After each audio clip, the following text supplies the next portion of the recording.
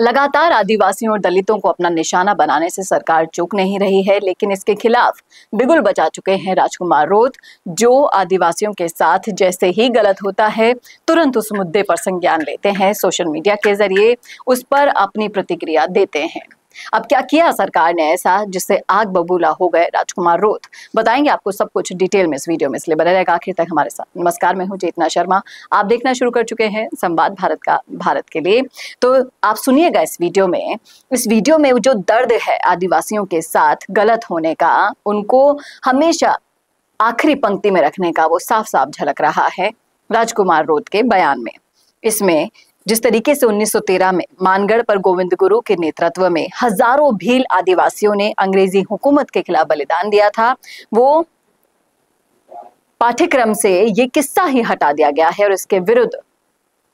आग बबूला हो रहे हैं राजकुमार रोत। आप भी सुनिए उन्हीं की जुबानी। जोहार साथियों, डबल इंजन की सरकार में जिस तरह से आदिवासी समाज के इतिहास को हटाने का, उसको मिटाने का जो एक कहे कि षड्यंत्र जो रचा जा रहा है, उसमें आप सबकी जानकारी में आया कि मानगढ़ का जो इतिहास सभी की जानकारी में है कि यहाँ पर हजारों आदिवासी महापुरुषों ने शहादत दिया था। गोविंद गुरु महाराज के नेतृत्व में आंदोलन हुआ था और एक बहुत बड़ा नरसंहार हुआ था, जो चौथी क्लास की अंग्रेजी की किताब में आने वाली पीढ़ियों को, उन शौर्य गाथाओं को, उस समय जो वेट वगार, उस समय जो अत्याचार शोषण हो रहा था, उसके बारे में आने वाली पीढ़ियों को पढ़ाने का जो कार्य किया जा रहा था, लेकिन वर्तमान भाजपा सरकार ने इसको हटाने का प्रयास किया गया है। इससे पहले भी रास्तापाल कांड 1947 में जो घटित हुआ था, कालीबाई कलासुआ जिन्होंने शिक्षा के लिए, मतलब अपने गुरु की जान बचाने के लिए अपना प्राण न्यौछावर किया था, जो रास्तापाल हत्याकांड नानाभाई सेंगाबाई रोत और कालीबाई कलासुआ, उनका जो इतिहास था उसको हटाने का उन्होंने घिनौना कृत्य किया और इसी क्रम में ये मानगढ़ का इतिहास हटाया गया है। इसके अलावा आर्य के द्वारा जो राजनीतिक विज्ञान का जो पाठ्यक्रम था, उसमें ज्योतिबा फुले, सावित्रीबाई फुले का इतिहास भी हटाना का जो उन्होंने कृत्य किया है।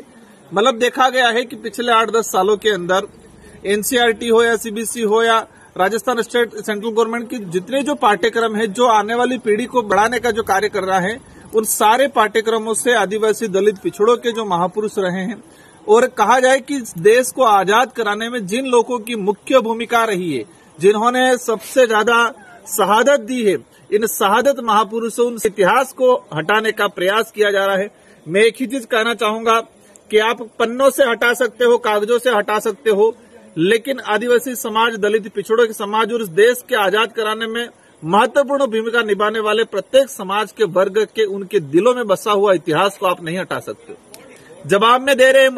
हमारे राजस्थान के शिक्षा मंत्री जी, और कुछ नेता कह रहे हैं कि 5वीं क्लास में है, मतलब आपके जो हिंदी का पर्यावरण का जो सब्जेक्ट है उसमें आपने डाल दिया, मतलब आप 5वीं हिंदी में पढ़ाना चाह रहे हो लेकिन इंग्लिश में नहीं पढ़ाना चाह रहे। हमारा सवाल ये है कि क्या इंग्लिश मीडियम पढ़ने वाले बच्चे मानगढ़ हत्याकांड, नानाभाई कालीबाई का हत्याकांड, रास्तापाल हत्याकांड, ज्योतिबा फुले, सावित्रीबाई फुले, इनको नहीं पढ़ना चाहते हैं क्या, या उनको आप पढ़ाना नहीं चाहते हो? यही है इसका हटाने का मेन रीजन, यही है कि आदिवासी दलित पिछड़े समुदाय के अंदर जो एक जनजागृति आई है, अपने महापुरुषों के प्रति एक आत्मविश्वास और कहा जाए कि एक समर्पण की भावना जो जगी है, अपनापन की भावना जो जगी है, और जो देश के इतिहास को समझ के वर्तमान का निर्माण करने के लिए एक क्रांति के रूप में आगाज हुआ है इस क्षेत्र के, उसी से बौखलाहट होकर वर्तमान सरकारें इन इतिहास को हटाना चाहती है, ताकि इनको लगे कि आदिवासी समाज बिखरा हुआ रहे। मानगढ़ वो स्थल है जहां पर हजारों आदिवासियों का खून पसीना बहा है, लूलुहान स्थल है वो, और ये 4 राज्यों के आदिवासियों को जोड़ता है, मध्य प्रदेश, महाराष्ट्र, गुजरात और राजस्थान और केंद्र शासित प्रदेश दमनदीप। ये 4 राज्य और एक केंद्र शासित प्रदेश को जोड़ने वाला सेंटर पॉइंट है, एक आस्था का केंद्र है। इनका यही है कि जो बिल प्रदेश की जो डिमांड थी, वो मानगढ़ हत्याकांड का जब पढ़ेंगे तो स्वाभाविक एक अलग बिल राज कायम करने की जो डिमांड थी, उस डिमांड की ओर अग्रसर करती है ये जो हत्याकांड। तो शायद उनको लगता है कि इस एरिया को बिखेरने के लिए, आदिवासी समुदाय को बिखेरने के लिए, वोट बैंक बनाने के लिए, और आदिवासी समुदाय में क्रांति नहीं आए, जागृति नहीं आए, उस उद्देश्य से शायद उनको हटाने का प्रयास किया जा रहा है। लेकिन मैं पुनः कहना चाहूंगा, आप किताबों से, पन्नों से हटा सकते हो, लेकिन आदिवासी समाज, दलित पिछड़ों समाज और इस क्षेत्र में रहने वाला, मानवता में विश्वास करने वाला और जो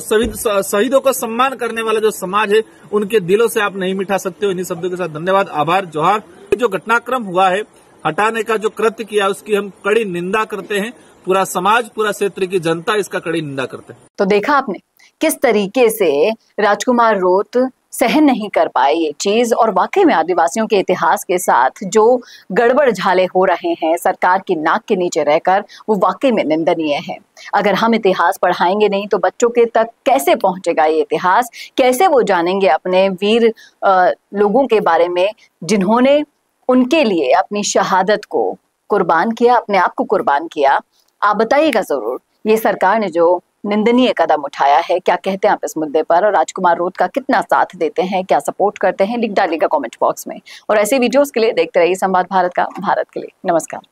क्या आप भी बनना चाहते हैं अपने जिले की आवाज? क्या आपके अंदर है सच दिखाने का जुनून? क्या आप भी रखते हैं समाज को आईना दिखाने का हौसला? तो संवाद न्यूज आपके लिए लाया है एक बहुत बड़ा मौका। जी हां, अगर आप भी बनना चाहते हैं अपने जिले की आवाज और कमाना चाहते हैं पत्रकारिता की दुनिया में अपना खुद का नाम, तो जुड़िए संवाद न्यूज से, जहां 4.5 लाख सब्सक्राइबर से भी ज्यादा का हमारा परिवार है और 10 करोड़ से भी ज्यादा व्यूज है। तो सोच कर रहें, नीचे दिए गए नंबर्स पर आज ही कॉन्टैक्ट करें।